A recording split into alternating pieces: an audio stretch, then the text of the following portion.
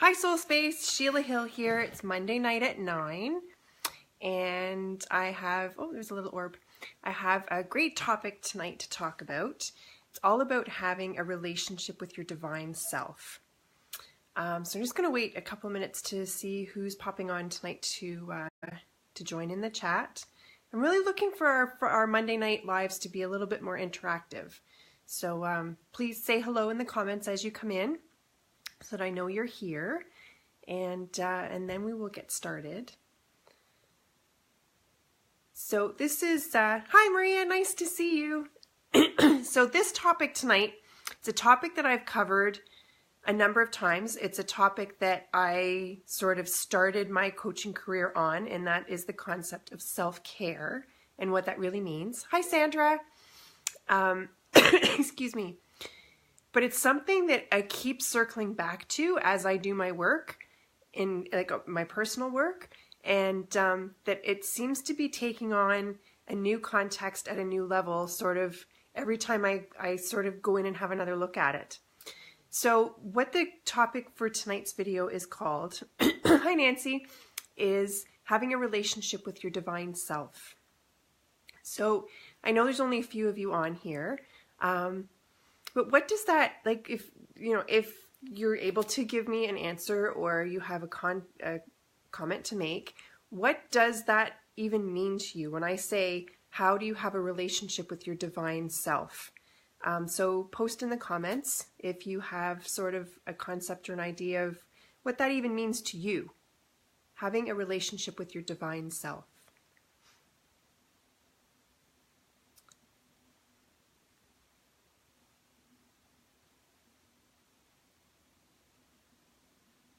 Okay, well, don't everybody comment at once. Knowing your true higher self. Interesting, Maria. So yes, that's a part of it. Connecting to source via meditation, part of it as well.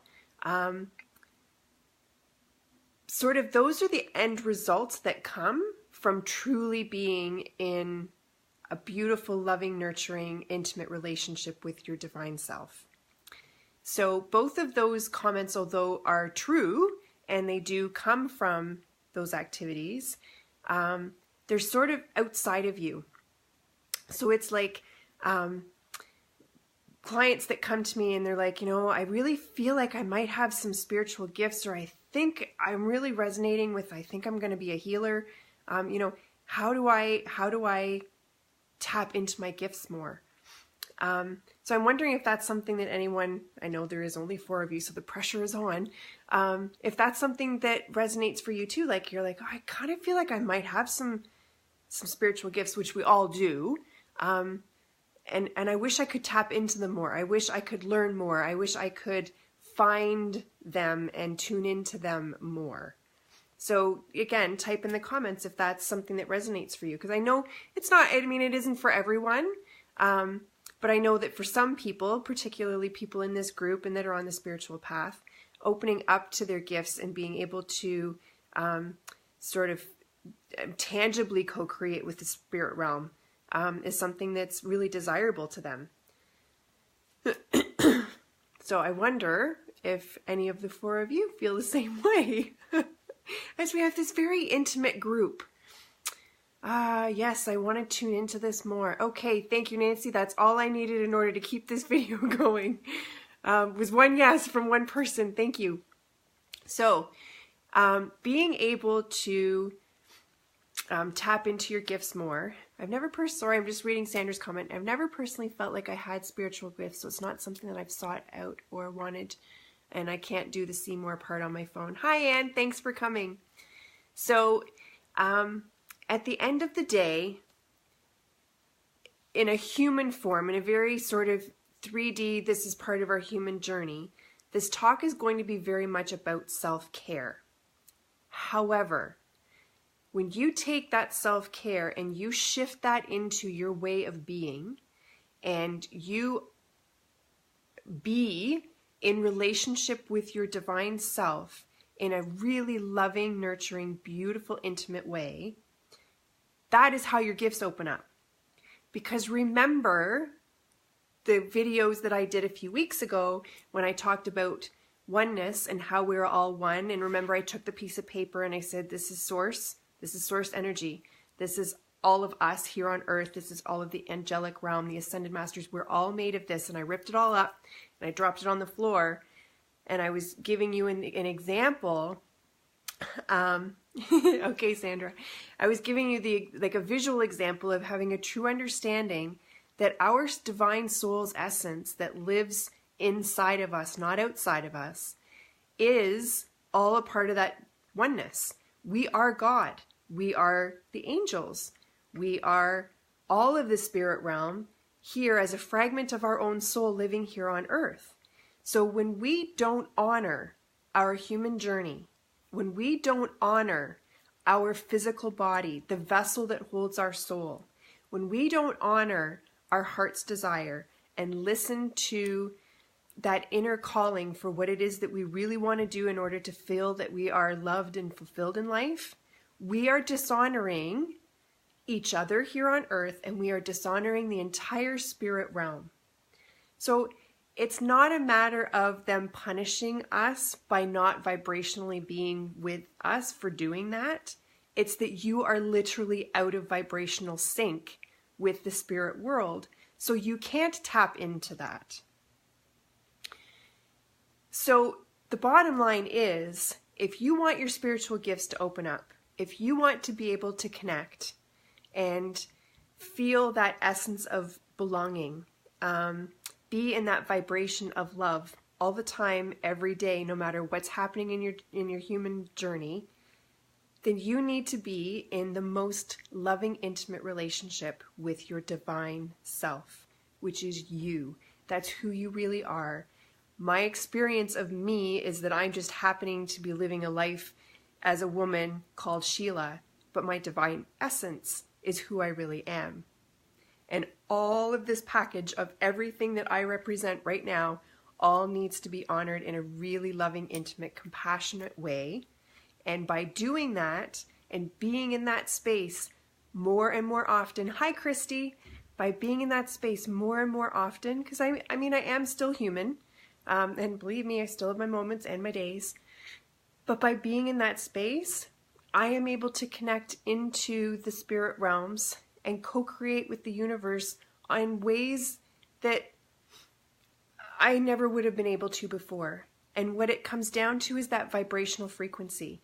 The more you love yourself, the higher your vibrational frequency goes.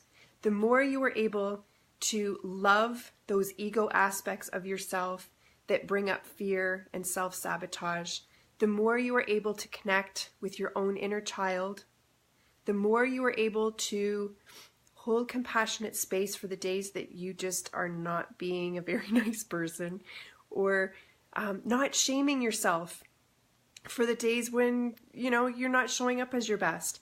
Those are all such complete loving acts that God, divine source, the angels, that they would all want for you. And when you do it for yourself, you raise your vibration, and they're like, we can see you and you can see them. So let's talk a little bit deeper about the idea of self-care, because self-care, although it's very cliche and it's very the fad to talk about self-care and 10 tips for self-care, etc., etc., it is important. Don't get me wrong. And like I said at the beginning of this video, that's how I started my coaching career almost 3 years ago, was preaching and teaching women self-care practice. It's evolving for me into a new level that I never really realized what I was talking about before. And there is such an incredible spiritual thread that runs through the concept of self-love and self-care. Because self-care and self-love is the furthest from being selfish. I know that that's sort of how it's touted in the real world, because I don't live in the real world, out in the world. But that's an ego attachment, right? That stinks of ego. To think that loving yourself is a selfish thing to do and taking care of yourself is a selfish thing to do, that just stinks of ego, right? So let's talk about, I have 10 tips. The first one is learn how to say no. No can be a complete sentence, but it doesn't have to be no, and I really wish I could, and please don't be mad at me, and blah, blah, blah, blah, blah, right? All those excuses and cover-ups, and because that's just lack of worthiness. Every time that you check in with yourself, with your body, with how the energy feels, with your thoughts, check with your heart, when someone asks you to do something, say something, be something, whatever, if it's a no, it needs to be a no. And if it's a no and you say yes, you are dishonoring yourself. And that lowers your vibrational frequency. That puts one more sort of brick on the pile that's going to need to be healed later. So learning how to say no is a really, really, really important thing for creating what I call loving boundaries for self. It's not about not honoring the other people at all. It's not like, no, I'm not doing it because I don't like you, or I don't want to cooperate with you, or I don't want your event or your whatever to happen. It's nothing to do with you. You've asked me to do something where I need to establish loving boundaries with myself. So being in that space also means that when you say no to someone, you're actually saying yes to you, which is really important, but you're also opening up space in that other person's realm for someone else that might want to say yes, that needs or wants or loves that experience. So there is no, we tend to layer all kinds of stuff on top of things. If it's a no, it just needs to be a no. The next one is meditation. Now, you know that that's my thing. We do it here every Wednesday, plug. But meditation is what allows you to connect with your wholeness of being. When you meditate, you are not only experiencing your physical self, but you're experiencing your physical self, your etheric self, which is your aura, and connecting to source and your higher self, all at the same time. So when you reach that feeling in meditation of just pure bliss, that's why, because you have stepped your awareness out of just being physical, which is actually kind of a detached version of you, and you're able to experience all of you. It also works on the neurological programming in the brain, where the attachment to living through the eyes of the ego starts to separate, and you start to be able to bring the ego stories in line with your more divine self. So it's a really, really great practice for sort of being able to learn how to be an observer of your thoughts, an observer of your life, and live in that space of being more in flow and less in your wounds and judgments. So, I mean, I could go on forever, but I just sort of point out those two major things about meditation. But it is a game changer, and I will defy anyone that tells me they can't. If you can't meditate, then you are subscribing to somebody else's rules or ideas that just are not true. Because I have been running meditation groups for 2.5 years now, and every single person has success. So take that. The next one is to speak kindly to and about yourself. So to take this sort of as a next level, yes, obviously there is the conscious, unconscious, again, programming that comes with negative self-talk. There is the mindfulness practices that are available and more widespread. All of that speaks to language and the vibrational energy and the impact that our self-talk has on us. But the other part of it as well is, and I've talked about this in other videos, is that our body is made up of 60 to 70% water. And water has a consciousness. Water listens. Water reacts to the vibrational energy of words. So when you are going around spinning negative speak in your mind, you are physically speaking dis-ease into your body. And that in no way, shape, or form is honoring your divine. Number 4, learn how to just be. In a world where being busy is a badge of honor and overscheduling is the norm, people have forgotten how to just be. They've forgotten, and some even panic And I'm first to say I was one of them. If I wasn't scheduled and busy and had lots to do, I would start to have anxiety start to build up because I'm like, oh my God, I'm going to be alone with my own head, and that's not a safe place to be. And I was always looking for distractions so that I didn't have to be, because being for me meant that the opportunity for all of the wounds and everything was all just going to start coming up, and I didn't want to look at it, and I was afraid to look at it. But there's a peacefulness that comes with being able to just connect with yourself and look out a window, go to a park, just sit on a bench, go for a drive in your car and just park somewhere and just look out at the world and just be. We're supposed to be human beings.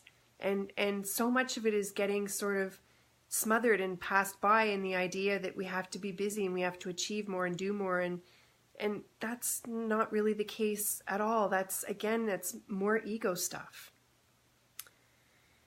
Number 5, learn how to be your own best friend. Think about what you would do for a friend, how you would treat a friend, how you would buy a nice gift for a friend, how you would take a friend to lunch, how you would pick up a friend a coffee on your way there to visit, and be that to yourself. All of those simple, tiny little acts of kindness that you shed on the people in your life that you love, do that for you.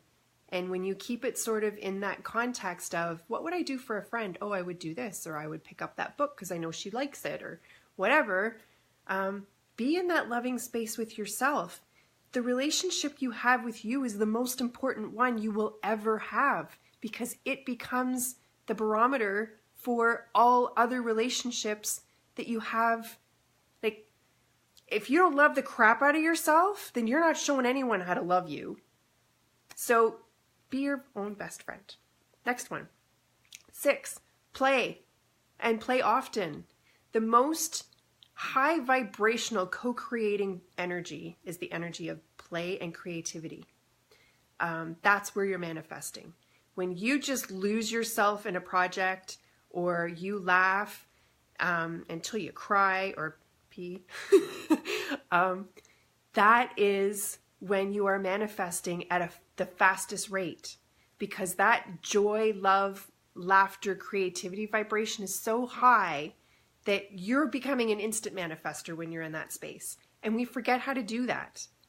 The other part of it is we have an inner child that still lives inside of us.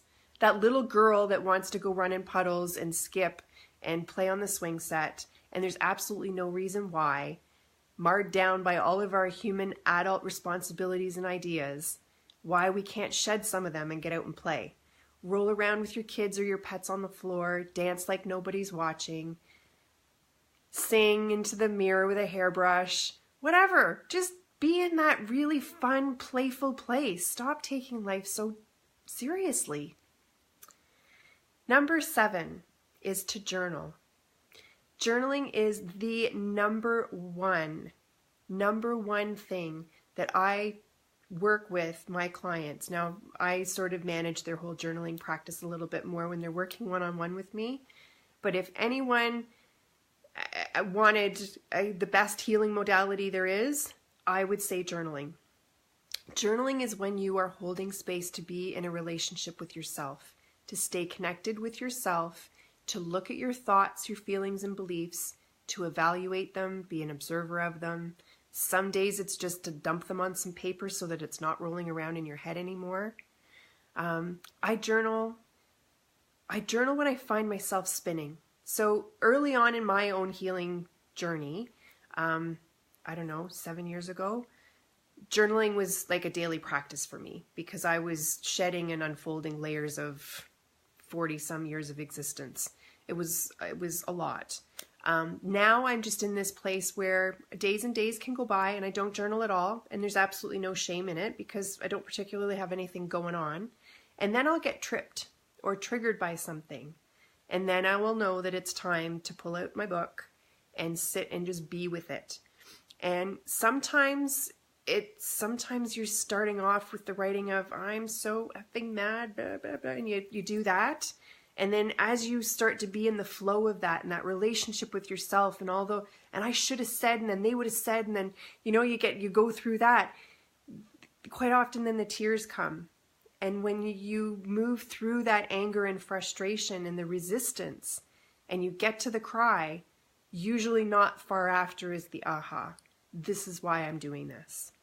So keeping a journal is an incredibly powerful tool, especially journaling before bed at night. So if you have trouble sleeping, journal at night before you go to bed, even if it's just the brain dump. Got to remember to call Susie tomorrow, got to remember email the teacher, feeling a little bad about yelling at the kids before they went to bed, whatever. Like just all that stuff that's going to roll around in your head, get rid of it before you go to bed. And I guarantee you when you wake up in the morning, it won't be there to meet you.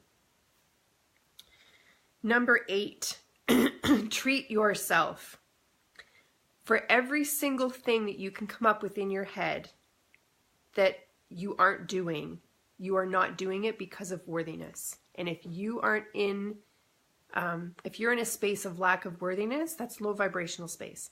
So if there's like a really sexy hot pair of shoes you want to have, or a book you've been always wanting to buy, or you're gonna buy, or you really love a Starbucks, but I'm not going to treat myself to that because it's a little expensive or whatever, that's all worthiness. Because if you are in divine love with yourself, if you are in alignment with yourself and you are doing your work, then you're going to know that you are more than worthy.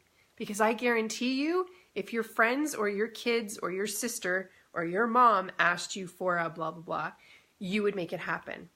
And you need to get into that space where you make it happen for you. Okay, number 9. You are all going to love this one. Number 9 is pleasure yourself. And yes, I mean it in that way. I can't bring myself to say the other word here on a live, so pleasure yourself is what I came up with. It's a part of being in that intimate relationship with your body. So but a part of being in that wonderful divine relationship with yourself is to pleasure yourself, to explore yourself, to love your body, to be romantic with you, to rub nice cream on yourself, to just be in that space where you're like, you know what, lumps and wrinkles, whatever, this is my body and it has been through a lot, and it is the vessel that carries the most divine essence of who I am as a soul. And you got to love that. The other piece to that is when you know how your body works and you know what feels good and what doesn't feel good, you are able to share that with a partner. So that's important as well. And orgasms are the highest vibrational frequency that we can achieve. So you're manifesting then too. So as you are reaching that level, you could manifest yourself some stuff while you're there. So it's all about being in that space where you just love your body and love whatever it is you can do to make yourself love your body even more. Explore and enjoy the vessel that you live in. And number 10 is about being in the intention of love. So I've talked a lot about things you can buy, things you can do, things you can journal, meditate, etc., etc. Being in the intention of being in self-love is really the all-encompassing sort of answer to all of this. So I'm going to give you a really tangible example of a salad. So you're going to sit down to have a salad for lunch, and you're looking at the salad, and you're going, oh, I guess I better eat this salad. Yeah, I got to eat healthy because I got to lose weight because I don't like my body, or I got to get my cholesterol down, or whatever, right? That's like totally not the self-love vibration. Or you sit down with a salad and you're like, oh my God, this salad is so beautiful. Look at all the colors and the nutrition, and it's like a friggin' work of art, this salad. And I'm going to eat it, and I'm going to enjoy it, and my body's going to enjoy that I'm eating this salad. Does it get any better than this? And it's the same salad. But when you are in that vibrational frequency of self-love, then everything that you eat, everything that you ingest, it all becomes this happy alignment to your body. You are actually aligning your food to resonate with your body more, with your energy. So if you had like a food sensitivity, you know, like maybe you're a little off where gluten's concerned, well, the fact that you are afraid of gluten is compounding the fact that you're having a problem with gluten. If you were like, oh my God, I'm going to eat this pasta and it's going to be delicious and I'm going to love it and I'm going to love myself for eating it, it's all going to be good, you have a much better chance of there not being any reaction whatsoever. But you can be in that loving space with yourself. And I mean, that's just throwing some food examples because it's really basic and it's easy to understand. But being in that loving place with yourself in every single thing that you do. You know, there's some days where, and I do it with my inner child now, she lives in my heart space, and I'll be going about my day and then I start to feel myself getting like a little wobbly and cranky, and I'm like, what do I need? And sometimes she'll say to me, she calls me Mama, she'll say, Mama, rest. We need to rest. And my human goes, yeah, but the kids are coming home from school and I've got this to do and that to do and I got a client coming and I got, you know, back end office stuff to do for my business. And then I just go, what is the most loving thing I can do for myself right now? And I go and I lay down and I set my alarm on my phone for half an hour or whatever. And I just be in that loving space that's what I need. If you're supposed to eat a salad and you brought a salad to work for lunch and that day is just totally not friggin' salad day, it's a burger day, you're getting your period, whatever, then chuck the friggin' salad and go have the burger. This is about being in the intention of love with yourself, in the everyday minute by minute stuff. So that's my 10 top tips for being in divine relationship with yourself. And the more you deepen that relationship, the more you love yourself truly, completely, warts and all, I guarantee you your ability to manifest the people, places, things, and experiences that you want in your life will come faster, and your ability to open up to your spiritual gifts will happen for you. Absolutely guaranteed. So, great, Maria. I'm glad you liked that because it is true. You can eat the same stuff as you always eat, not go on a diet, but friggin' love the food and love yourself for eating it, and I guarantee you will lose weight. Anyone have any questions or comments? I'll just wait a moment. Well, somebody might be typing something. In the meantime, I will post in the group the 10 self-care tips when I get off the live. I will also post Wellness Wednesday, which is my meditation group that happens here Wednesdays at 10:30 and at 7:30. We do all this kind of conversation. If someone in the group has something really pressing coming up, we support them through it. And the meditations, I'm bringing in angelic realms and ascended masters and things to do some healing work. So it's definitely next level, more than just group guided meditation, but you're all invited. I'd love you to come. Nancy, so if we are critical of our body, being critical of your body makes it stay in that trauma energy. Loving your body, no matter what now, as though it's never going to change, is the only way to open up the possibilities energetically for the change to happen. So it's like that resistance just keeps creating more resistance. So I'm going to give you the example of a scar. Okay, so say you had a scar somewhere on your face or on your arm or something, right? And you hate the scar and you're covering up the scar and you hate the fact the scar is there. In actuality, hating on the scar energetically is drawing more trauma to an area that's already traumatized. So if you loved the scar and touched the scar and told it you loved it and said that it was okay for it to release the trauma, then you are actually infusing those cells with love, which is the highest vibration. And the scar will fade. Now you have to be on top of it like a gajillion times a day, every day, in order for the scar to go away completely. But the flip side to that is, using the scar as an example, every day you go to do your makeup or whatever, and you're like, oh, I hate this scar and I got to cover it up, blah, blah, blah. You're making it worse. So it's the same thing about being in your body. Imagine no more promises to self that you're going to lose that 5 pounds or you're going to, no, stop all that. That's lack of worthiness, and that's not being in love with yourself.